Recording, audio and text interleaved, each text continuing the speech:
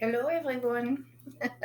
I'm here again to have another little session with you talking about World War II. And in a Zoom meetings that I am having at times with students from different schools and colleges, I have answered questions that you've been asking about. Question number 4, growing up in Germany. Question number 5, where I went to school. Question number 6, did I have friends and did I have fun? And question number 7, I have answered about, was I aware of the war and what was happening around the world? Now I want to go into question number 8. And Barbara, for you that is posting my videos, this video is June the 16th. It is Thursday today, June the 16th. And this should be for you so that you know where to pick up from where we last left off. So here's a question that I usually try to answer in a Zoom meeting. What issues do you remember from the early years of the war? Well, dear family, friends, neighbors, teachers that might want to use this video, there is so much to remember. And remember that I was a child when World War II started. I was 6 years old.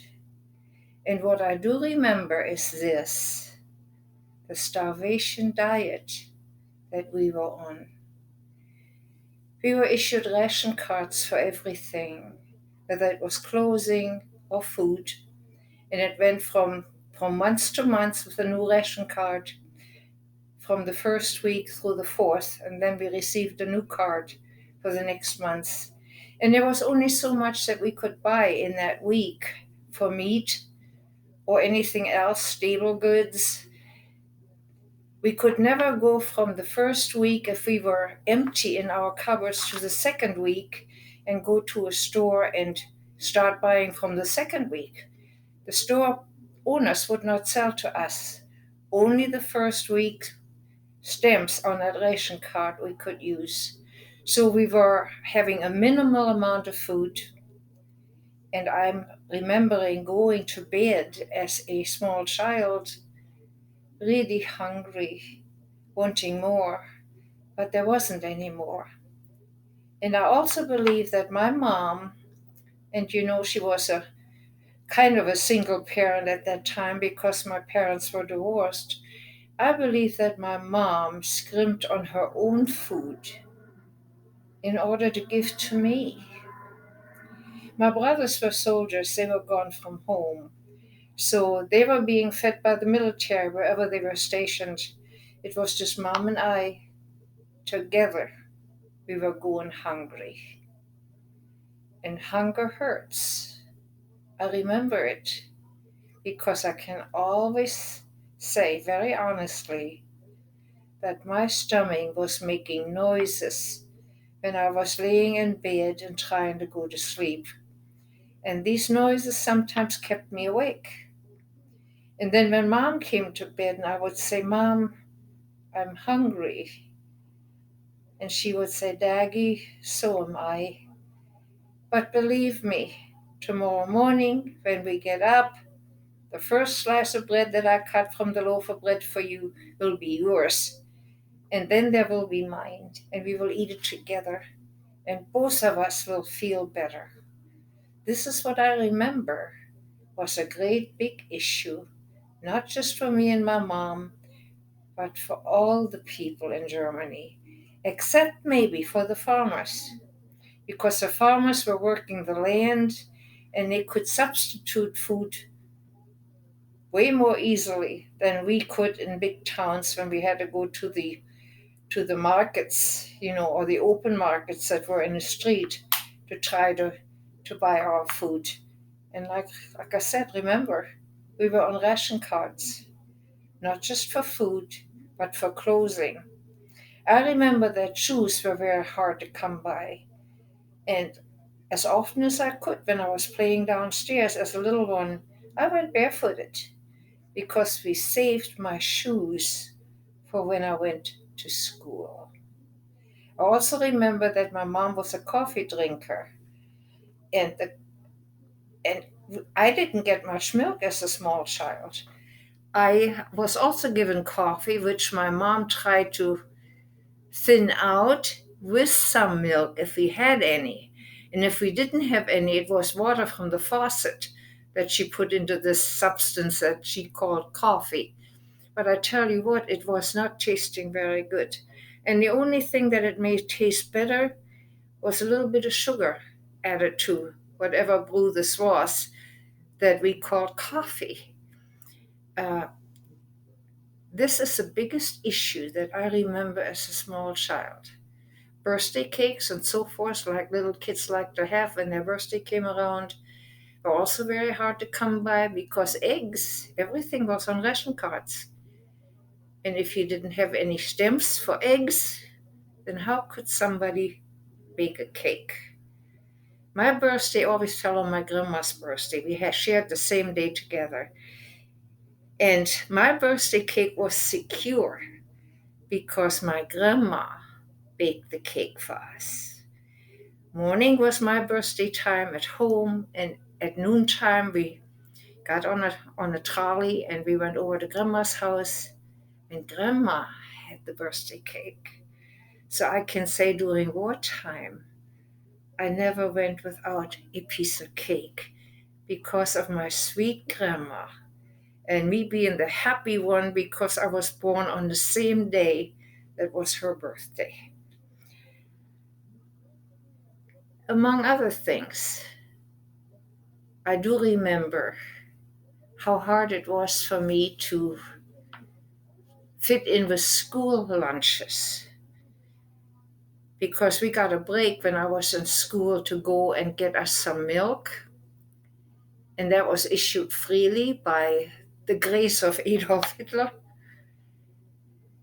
And there was also some sandwiches that were put out for us children by the school, you know.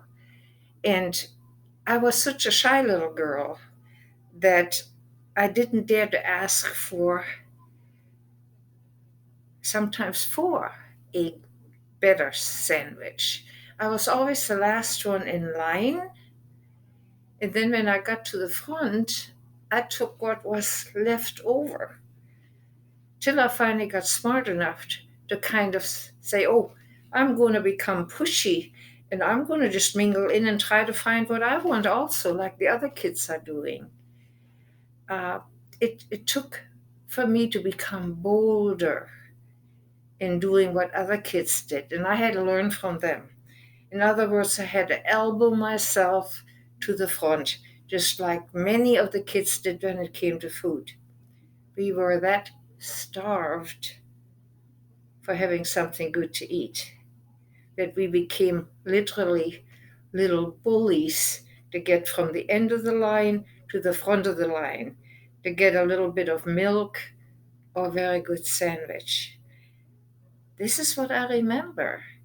Going hungry was the worst thing that a grown up child or even the grown ups had to go through.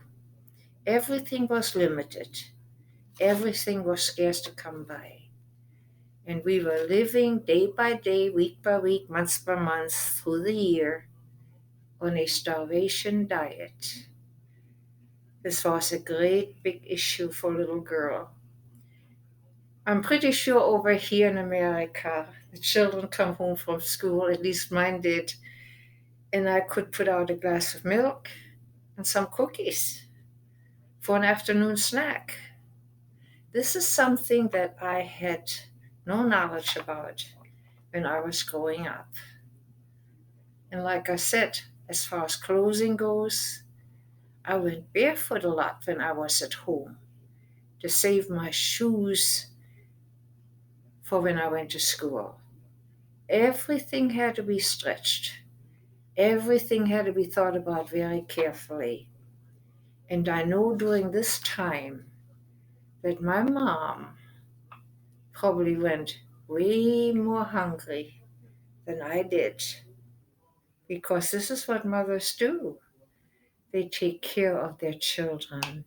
They think of them first. And I'm not just talking about my own mom, I'm talking about every child's mom or parent that would give things up so that their children could have something. I remember that the first year during the wartime came the holidays. We still had a Christmas tree. And then as the war went on, third year, fourth, fifth, there wasn't any.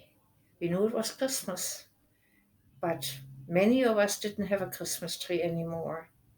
This was something we dreamt about, but we didn't have it anymore. The bombing raids took a lot away from us, but every time we came out of that air raid shelter alive, we were grateful to be given another day to live through. You know, the issues were food, clothing, and staying alive to the best of our ability. This is about all I can tell you as a small child about the issues that I can think of.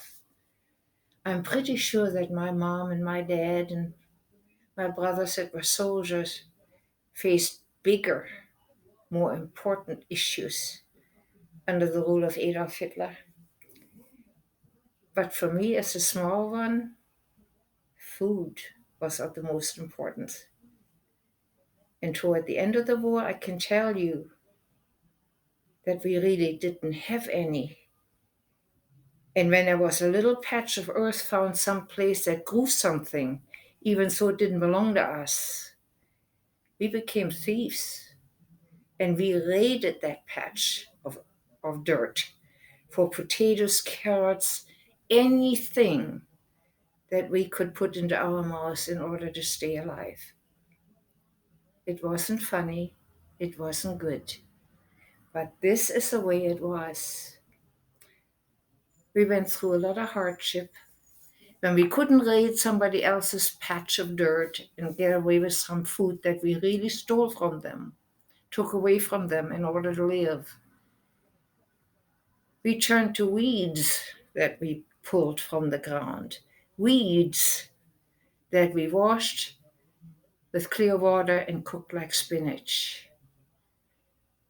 A little salt and pepper on it, a little bit of lard, and we felt like we had something to eat.